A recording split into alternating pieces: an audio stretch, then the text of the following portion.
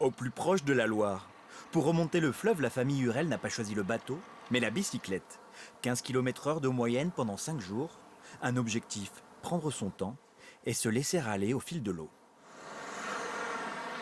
On a suivi d'autres rivières, mais la Loire, c'est quand même autre chose. C'est la rivière indomptable. Entre Nevers et l'embouchure, plus de 800 km de pistes cyclables longent le plus grand fleuve de France. Pour Jacques Hurel et ses 2 filles, impossible de parcourir la Loire sans visiter ses châteaux. Alors détour par la forteresse de Chinon, un cours d'histoire grandeur nature pour Antoinette et Charlotte. Il y a tout un condensé dans un site qui est magnifiquement beau, une succession de vallées entre l'Indre, le Loire, la Loire. C'est somptueux. Là, ça commence bien, ça commence par une descente. Il n'y aura pas que ça. Pour ce voyage, la famille a fait le choix d'une agence spécialisée. Pas de valise à transporter entre chaque arrêt et un vélo électrique pour le papa. Presque une promenade de santé pour Charlotte. Alors Charlotte, ça va le vélo, ça se passe bien? Oui, ça va. Ça dépend des endroits. Mais la journée ne fait que commencer. Quelques kilomètres plus loin, une autre famille, les Sainte-Marie, n'est pas pressée non plus. Elle n'a pas encore mis un seul coup de pédale.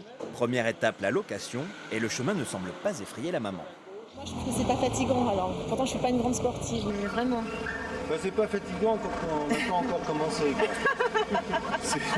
C'est au retour qu'il me dira si c'est fatigant ou pas. L'équilibre est incertain, la technique pas encore au point. Pourtant, il n'y a pas que des cyclistes du dimanche sur la route de la Loire. Ce couple venu du Danemark fait en tandem jusqu'à 150 km par jour et ils ont développé une technique bien à eux. Je peux, quand je n'ai plus de force, je me mets comme ça sur son dos et Elle me donne des massages. Et elle lit et prend le téléphone. Peut-être dorme un peu. ouais, c'est pratique. Le tandem repart. Au même moment, la famille Hurel est à l'arrêt. On est un peu perdu. Je voulais savoir pour aller à Crevant, c'est bien tout droit.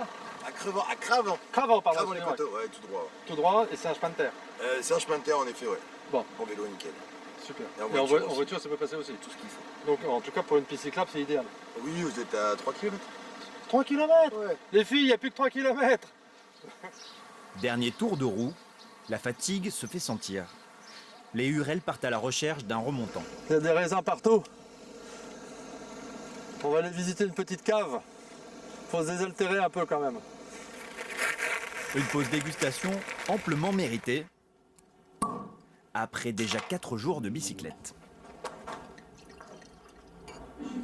C'est une très jolie halte, ça. Merci, c'est un joli moment. Mais ça change aussi. Ultimes instants face à la Loire, le périple s'achève. On peut y aller, c'est bon ? L'année prochaine, Jacques Hurel compte bien emmener ses filles sur les chemins de Bourgogne.